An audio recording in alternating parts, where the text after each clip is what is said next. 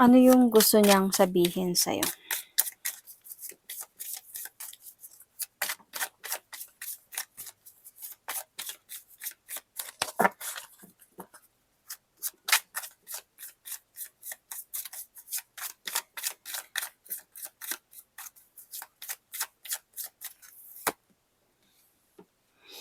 Dito para sa lahat, okay?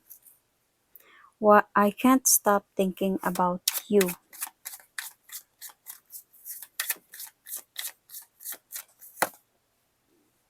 You came closer than anyone.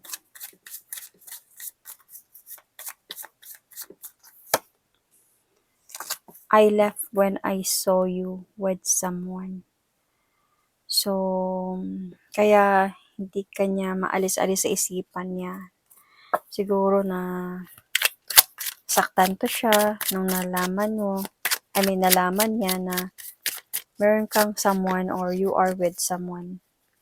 So, this is another oracle card, the Hermit. And tignan natin kung ano yung message na lalabas na ika-clarify natin sa clarification nitong oracle card ng Hidden Truth. Okay?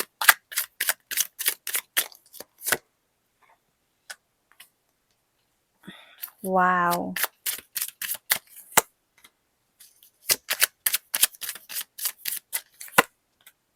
Ay, baliktad man. I can't stop thinking about you. I would do anything for you. I'm seeking professional advice. And I just wish things were different. Because nga, di ba, nakita kanyang you're with someone else. So, parang he wish or she or he wish things could be different. So, let's see here. You came closer than anyone. So, this wand or one wand, this could be a page of wands. So, page of wand meaning communication. Might be he wanted to talk to you. He wanted to communicate. He wanted to tell you something. Or sa mga nararamdaman niya para sa'yo. One pentacles or pentacle. So, page of pentacle.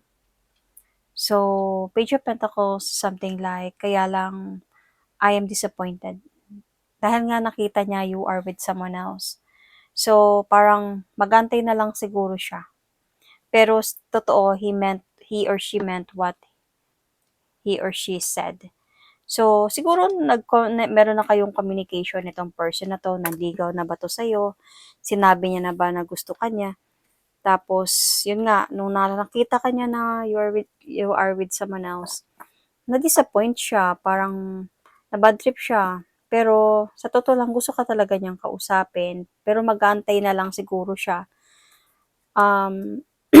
kung kailan ka na ready.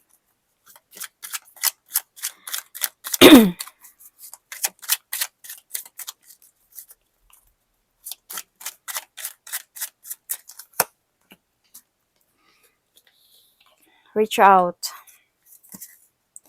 So, sa mga nalaman niya siguro or mga nakita niya, siguro sabihin natin nakita niya, hindi naman siya sure kung sino ba talaga yung lalaking yun, except kung naghalikan kayo or sweet kayong dalawa nung lalaking yun. Pero if hindi naman that much, siguro gusto niya mag-reach out sa'yo.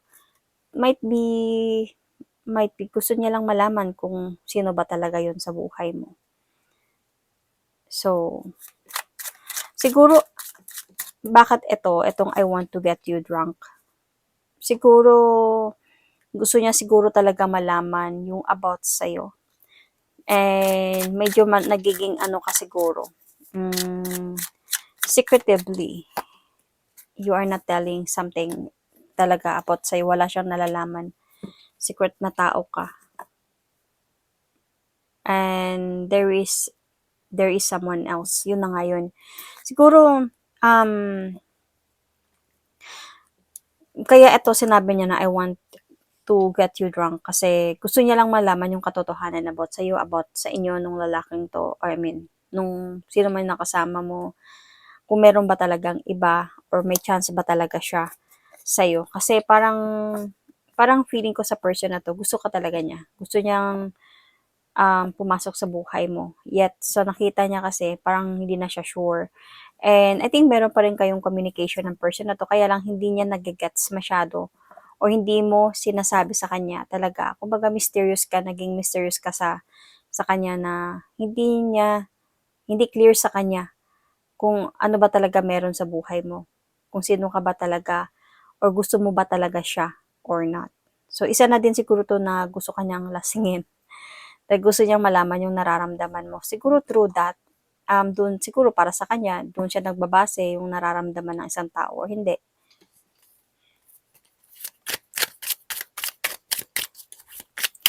So, hindi na tayo gagamit ng tarot cards. Ito na yung gagamitin natin.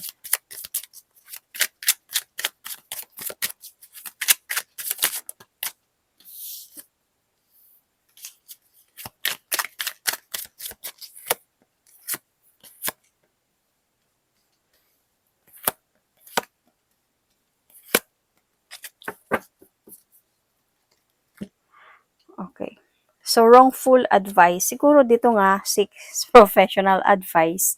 Might be, nag-ask siya ng advice from friend, best friend, yet parang feeling niya, hindi dapat ganun eh. Parang ganun.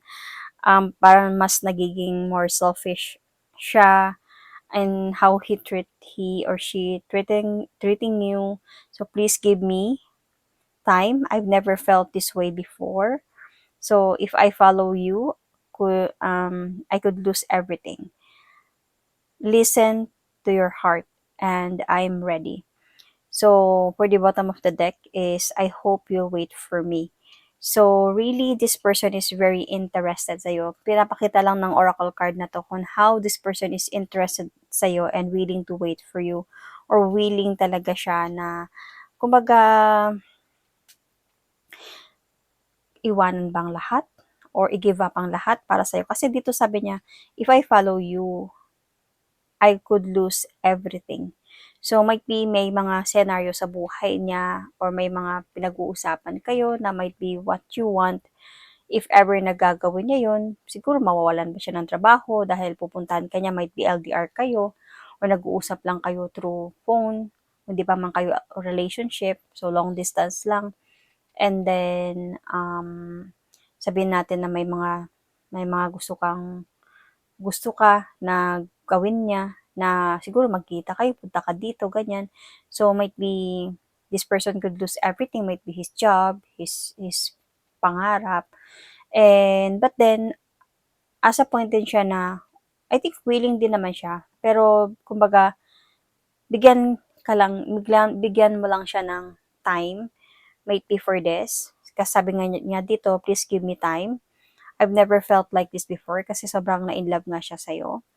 So, might be, yung nakita niya na kasama mo with that advice is baka sinabi na boyfriend niya yon or girlfriend niya to or ganyan pero hindi pala siguro yun. And might be na-explain mo yun sa kanya. And then, siguro naging more selfish siya, siguro naging more harsh siya sa pagtanong or nagselos ba siya, ano ba yun ang sabi niya, pero na-explain niya din siguro yung nararamdaman niya, yung side niya. So, sabi nga dito is listen to your heart. So, might be this person wanted to listen to your heart. Kung ano yung nararamdaman niya para sa'yo. Tignan mo, pakinggan mo, or ramdaman mo yung nararamdaman ko para sa'yo. Kasi, ready na ako na pumasok sa buhay mo. And ready na din ako na could be na i-prove sa'yo na mahal kita. So, I hope lang, parang might be this person is just hoping na makapag-antay ka for the right time na hindi naman siguro niya pwedeng dito pa lang sa sinasabi niya na I could lose everything. Hindi naman siguro to ganun kadalian na gawin niya just for you. Siguro just wait for the right time lang. Just wait for him or her lang sa parang hahanap lang siguro siya ng tiyempo, hanap siya ng way para mapunta siya sa'yo. So, siguro with this other, ano dito is, will you choose me? So, if ever gagawin niya ba to, ikaw ba yung siya ba yung pipiliin mo. So feeling ko dito, no, hindi man to para sa lahat. Parang feeling ko, naliligaw to sa'yo. Hindi pa talaga totally kayo ng person na to. At meron ding ibang naliligaw sa'yo. So, kaya nakakaramdam kasi ako dito sa kanya na nagkaroon siya ng chance. So, siguro naliligaw din yun sa'yo. And parang feeling mo na may chance to, may chance yun. Hindi ko alam anong desisyon ko. Kaya ito yung mga ito yung mga ini-express niya sa'yo na feelings in a way. So, na nami-miss ka niya. Do you miss me? So,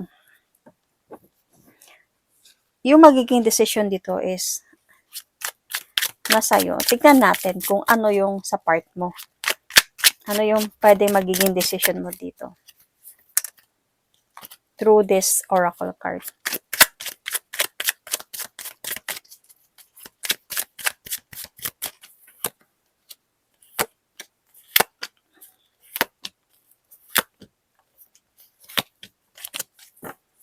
Seven, eight, nine. 6 pala.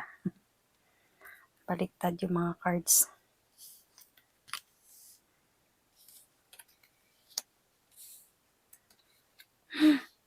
In love ka din sa kanya. But, naging harsh siguro may ugali tong person na to. Kasi feeling ko, itong person na to, parang, nasabi mo kasi dito na, do you even care? So, may mga nasabi to siya, be more selfish. May mga nasabi to siya sa'yo, para mapag-isip mo, kumbaga, isipin mo din siya. Isipin mo yung mga sinabi niya at hindi lang baliwalain siya. So, siguro nakaramdam ka din, siguro na-offend ka din siguro sa mga nasabi niya. But, you are actually in love with this person kasi I am absolutely in love with you. I left because you told me to. Siguro, yun na nga siguro yung mga nasabi niya about sa'yo, about yung nakita kanya na may someone else na kasama, may mga nasabi siya sigurong hindi maganda. Kaya ikaw, you left because siguro nasabi niya, wag na lang natin continue to. Ano ba, baka meron kayong not considered to be relationship, could be no label or ganyan, naliligaw ba siya or something. Masasabi na din natin tong no label eh. Di pa naman siguro talaga tong relasyon talaga. Pero willing siya, hindi lang siya mag-stay as no label. Willing talaga siya na to have a relationship with you. So I think we should slow down. So might be ito yung time to ground yourself. Siguro sa mga nangyayari siguro sa inyo, itong person na to, more on siya yung mas in love sa'yo. Though yes, in love ka din sa kanya, pero mas in love to sa'yo kasi parang nagsiselos talaga siya. May ugali kasi to siya eh. Pwedeng makukuha ko dito yung Aries. Or Scorpio. Kasi may ugali siya pag nagsiselos siya, sinasabi niya masakit yung mga nasasabi niya. So, parang hindi niya naiisip yun. Pwedeng Leo, could also be. Or Sagittarius. And, kaya sabi mo, wait lang, slow down lang, kasi hindi pa naman kayo. Huwag ka masyadong magselos muna talaga na parang tayo na. Pero, sa totoo lang, in love naman siya sa'yo. I mean, in love ka naman sa kanya, kasi I am addicted to you. I am addicted to you.